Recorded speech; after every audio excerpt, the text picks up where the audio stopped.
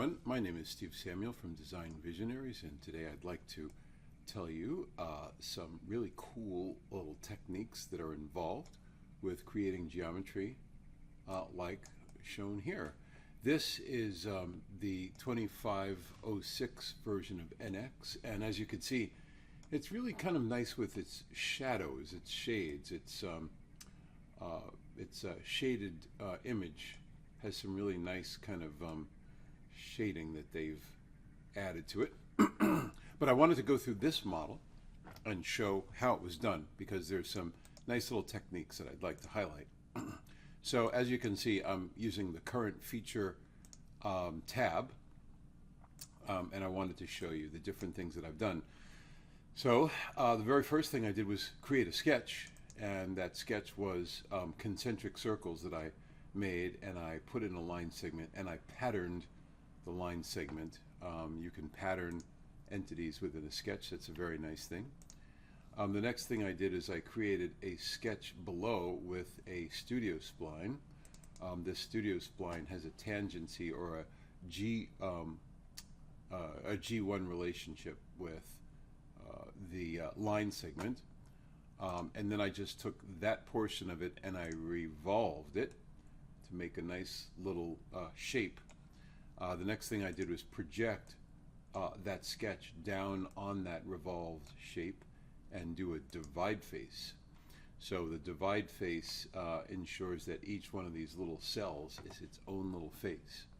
And then I went ahead and I thickened a whole bunch of these, and I had to thicken them because I wanted them to alternate. So I had to thicken them in more than one thicken operation, because if you try to thicken a cell here and a cell there, then the corners intersect and it just doesn't work.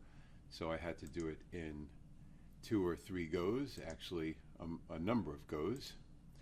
So there you go. Here's all the things that I thickened.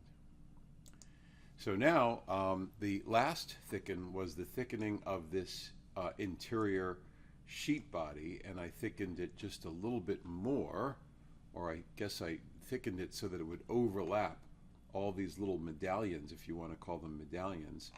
And I knew that I could not unite them all with them touching just perfectly like this. It just won't work. Mathematically, it's just too critical.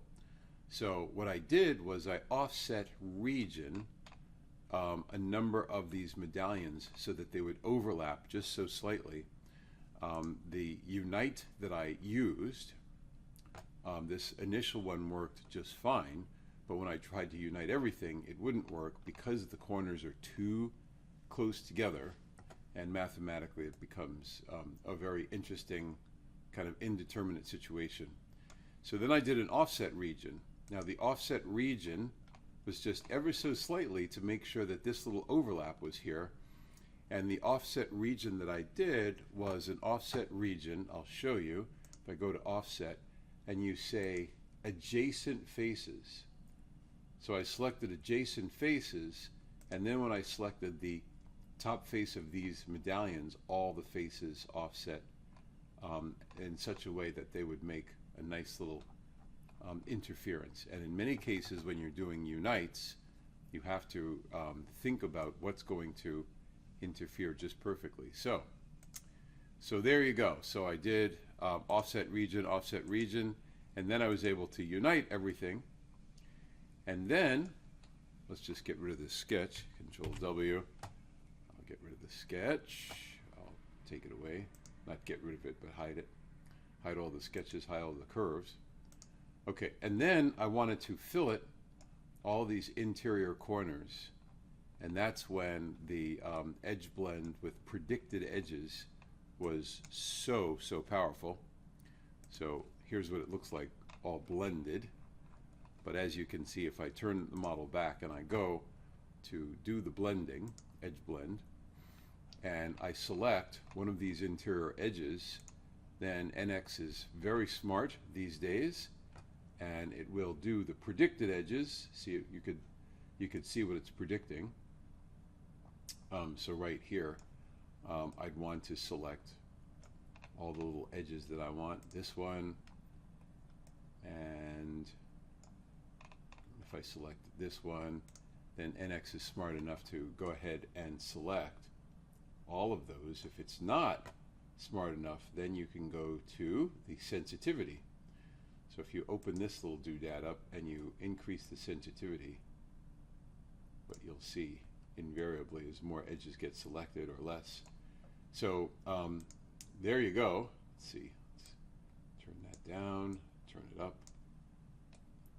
So I guess it's the fact that I've selected them all before. It's not selecting as many as it did the first time. But anyway, here's what it selected the first time. Basically all of them.